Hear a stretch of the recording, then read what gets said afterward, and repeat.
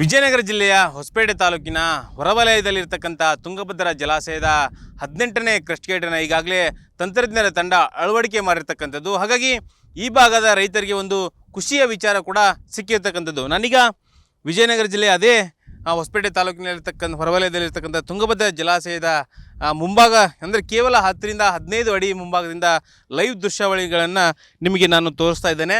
ಇಲ್ಲಿ ಬಹಳ ಮುಖ್ಯವಾಗಿ ಏನು ಹಿಂದೆ ನೀರಾವರಿ ಸಲಹಾ ಸಮಿತಿಯ ಅಧ್ಯಕ್ಷರಾಗಿರ್ತಕ್ಕಂಥ ಶಿವರಾಜ್ ತಂಗಡಿಯವರು ಒಂದು ವರದಿಯನ್ನು ಕೊಟ್ಟಿದ್ದರು.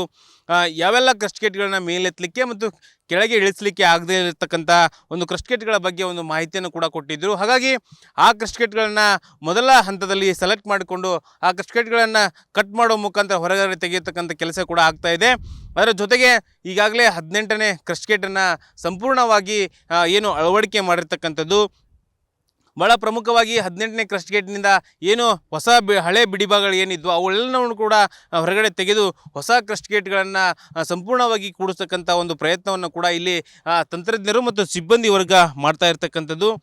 ಎಲ್ಲೋ ಒಂದು ಕಡೆಗೆ ಇನ್ನೂ ಭಾಳಷ್ಟು ಕ್ರಸ್ಟ್ ಗೇಟ್ಗಳನ್ನು ಕಟ್ ಪೀಸ್ ಮಾಡೋ ಮುಖಾಂತರ ಹೊರಗಡೆ ಕೂಡ ತೆಗೆದಿರ್ತಕ್ಕಂಥದ್ದು. ಅವುಗಳನ್ನು ಕೂಡ ಹಂತ ಹಂತವಾಗಿ ಕ್ರಸ್ಟ್ ಗೇಟ್ಗಳನ್ನ ಕೂಡಿಸ್ತಕ್ಕಂಥ ಒಂದು ವ್ಯವಸ್ಥೆಯೂ ಕೂಡ ಇಲ್ಲಿ ಕೆಲಸ ಕಾರ್ಯ ಆರಂಭ ಆಗಿರ್ತಕ್ಕಂಥದ್ದು.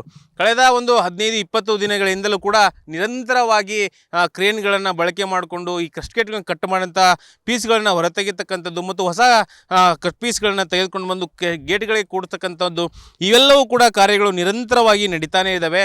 ಅದರ ಜೊತೆಗೆ ಈಗ 18ನೇ ಕ್ರಸ್ಟ್ ಗೇಟನ್ನು ಕೂಡಿಸುವ ಮೂಲಕ ಒಂದು ಯಶಸ್ಸನ್ನು ಸದ್ಯದ ಪ್ರಾಥಮಿಕ ಹಂತದಲ್ಲಿ ಕಂಡಿರ್ತಕ್ಕಂಥದ್ದು. ಇನ್ನೂ ಅದಕ್ಕೂ ಬಹಳಷ್ಟು ಕೂಡ ಕೆಲಸ ಇದೆ. ಏನಂತ ಹೇಳಿದರೆ ಹಿಂದೆ 19ನೇ ಕ್ರಸ್ಟ್ ಗೇಟು ಚೈನ್ ಲಿಂಕ್ನಿಂದ ತಪ್ಪಿಸಿ ಕೊಚ್ಚಿ ಹೋಗಿತ್ತು. ಹಾಗಾಗಿ ಈಗ ಆ ಚೈನ್ ಲಿಂಕನ್ನು 18ನೇ ಕ್ರಸ್ಟ್ ಗೇಟಿಗೆ ಕೂಡಿಸೋಕ್ಕಂಥ ಕೆಲಸವೂ ಕೂಡ ಆಗಬೇಕಾಗಿದೆ.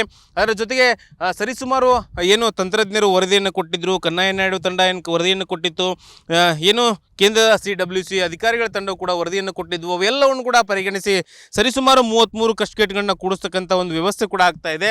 ಹಾಗಾಗಿ ಎಲ್ಲ ಒಂದು ಕಡೆಗೆ ಈ ಒಂದು ಕ್ರಸ್ಟ್ ಗೇಟ್ಗಳನ್ನ ಕೂಡಿಸ್ಬೇಕಂದ್ರೆ 6 ತಿಂಗಳುಗಳ ಕಾಲ ಕಾಲಾವಧಿಯನ್ನು ಕೂಡ ಅಧಿಕಾರಿಗಳು ತೆಗೆದುಕೊಂಡಿದ್ದಾರೆ. ಎಲ್ಲ ಒಂದು ಕಡೆಗೆ ಈ ಒಂದು ಕ್ರಸ್ಟ್ ಗೇಟ್ಗಳನ್ನ ಕೂಡಿಸ್ಲಿಕ್ಕೆ ಈಗಾಗಲೇ 15 ದಿನ ಅವಧಿಯನ್ನು ಕೂಡ ತೆಗೆದುಕೊಂಡಿದ್ದಾರೆ. ಆದರೆ ಮುಂದಿನ ಹಂತದಲ್ಲಿ ಕೂಡ ಎಲ್ಲ ಕ್ರಸ್ಟ್ ಗೇಟ್ಗಳನ್ನ ಕೂಡಿಸ್ಲಿಕ್ಕೆ ಇನ್ನೆಷ್ಟು ದಿನ ಬೇಕು ಅಂತಕ್ಕಂಥ ಒಂದು ಪ್ರಶ್ನೆ ಕೂಡ ಒಂದು ಕಡೆ ಎದ್ದಿದೆ ಅಂತಕ್ಕಂಥದ್ದು. ಬಹಳ ಮುಖ್ಯವಾಗಿ ಇದನ್ನು ಇನ್ನಷ್ಟು ತ್ವರಿತವಾಗಿ ಕೆಲಸಗಳನ್ನು ಮಾಡೋ ಮೂಲಕ ಆದಷ್ಟು ಬೇಗ ಕ್ರಸ್ಟ್ ಗೇಟನ್ನು ಕೂಡಿಸಬೇಕು. ಈ ಭಾಗದ ಜನರಿಗೆ ಕುಡಿಯೋ ನೀರಿಗೆ ಆಗಿರ್ಬೋದು ಮತ್ತು ಕಾರ್ಖಾನೆಗಳಾಗಿರ್ಬೋದು ಮತ್ತು ಸ್ಥಳೀಯ ರೈತರಿಗೆ 2ನೇ ಬೆಳೆಗೂ ನೀರು ಸಿಗತಕ್ಕಂಥ ವಾತಾವರಣ ನಿರ್ಮಾಣ ಆಗಲಿ ಅಂತಕ್ಕಂಥ ಆಶಯವು ಕೂಡ ವ್ಯಕ್ತವಾಗ್ತದೆ. ಅದೇ ರೀತಿಯಾಗಿ ಅಧಿಕಾರಿಗಳು ಕೂಡ ಕೆಲಸ ಮಾಡಬೇಕು ಅಂತಕ್ಕಂಥ ಆಗ್ರಹ ಕೂಡ ಕೇಳಿ ಬರ್ತಾ ಇದೆ. Panduranga Jatli, public next, Vijayanagara.